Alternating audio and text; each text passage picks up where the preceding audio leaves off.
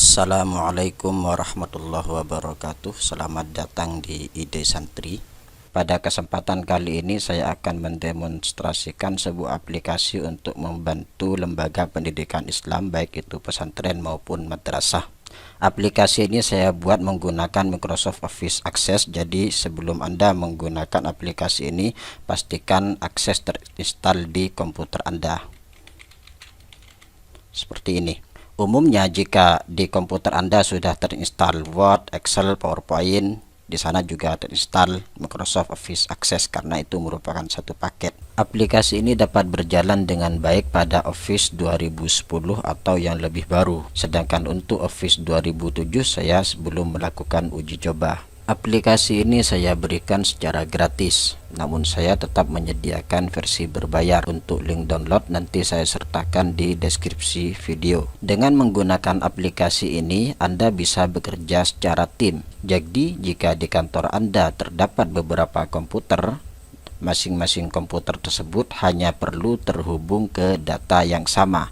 Karena aplikasi ini memungkinkan untuk diakses oleh multi-user dan multi-komputer sekaligus. Dengan cara ini data Anda menjadi tunggal. Tidak perlu lagi terjadi kasus di komputer A tertulis Abidi Rohim, di komputer B tertulis Abdur Rohim dan semacamnya. Atau di tahun ajaran ini tertulis A Tijani, tahun ajaran sebelumnya tertulis Ahmad Tijani, atau kasus-kasus yang lain. Sehingga dengan cara ini Anda bisa terhindar dari data liar.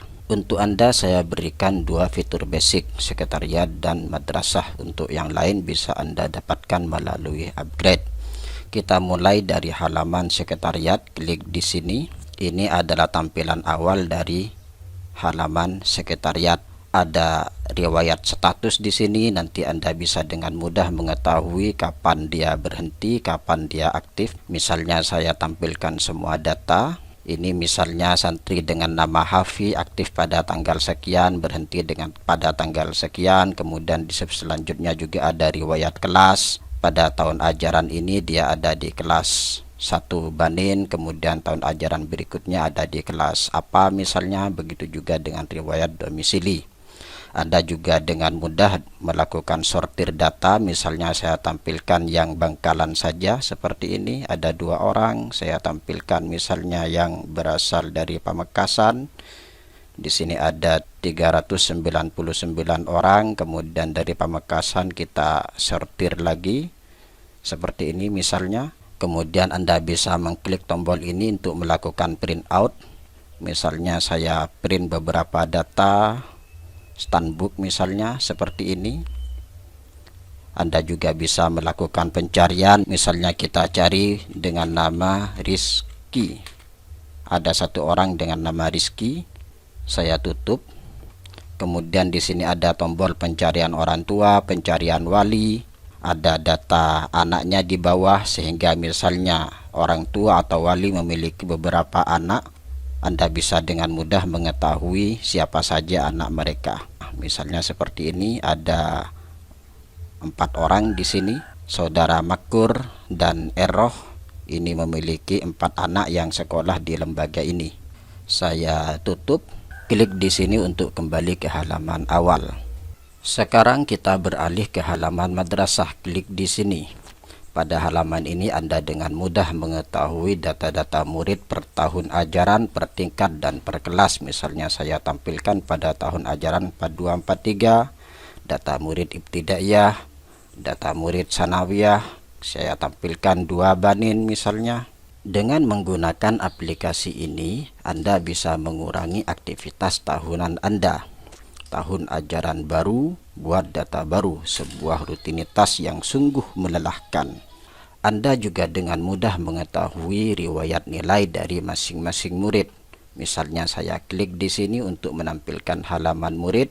Ini data nilai untuk tahun ajaran 4142. Kemudian klik di sini kita bisa menampilkan data nilai untuk tahun ajaran 4243. Pada bagian bawah juga dilengkapi dengan rekap akhirnya. Cukup menarik bukan? Apalagi aplikasi ini dapat Anda gunakan secara gratis. Tidak ada alasan bagi Anda untuk tidak menggunakan aplikasi ini. Di samping itu, beberapa inputan pada aplikasi ini sudah divalidasi dan diotomasi. Dengan adanya validasi, kesalahan dapat ditekan seminimal mungkin, dan dengan adanya otomasi akan banyak waktu dan tenaga yang bisa Anda hemat. Saya contohkan, misalnya klik di sini, kita buat data baru. Lalu Anda melakukan salah ketik pada kolom nama, misalnya seperti ini, muncul sebuah peringatan bahwa harus diisi dan hanya menerima karakter huruf. Selanjutnya pada kolom nick, misalnya saya ketik di sini 3525212205980001. Secara otomatis data turunan dari nick ini akan tampil, mulai dari tempat lahir, tanggal lahir, alamat, hingga jenis kelamin. Tentu saja data-data ini masih dapat Anda ubah karena memang nick tidak selalu sinkron dengan data turunannya. Misalnya saya ganti di sini menjadi Kalbar, kita pilih kota-kota dan kabupaten yang ada di Kalbar, lalu kita pilih kecamatan yang ada di Pontianak Kota, lalu kita pilih kelurahan dan desa di kecamatan Pontianak Selatan. Jika selama ini Anda masih menggunakan cara manual tanpa ada validasi dan otomasi sama sekali, lalu apa bedanya komputer yang Anda pegang dengan mesin ketik yang suaranya terdengar hingga tetangga sebelah itu?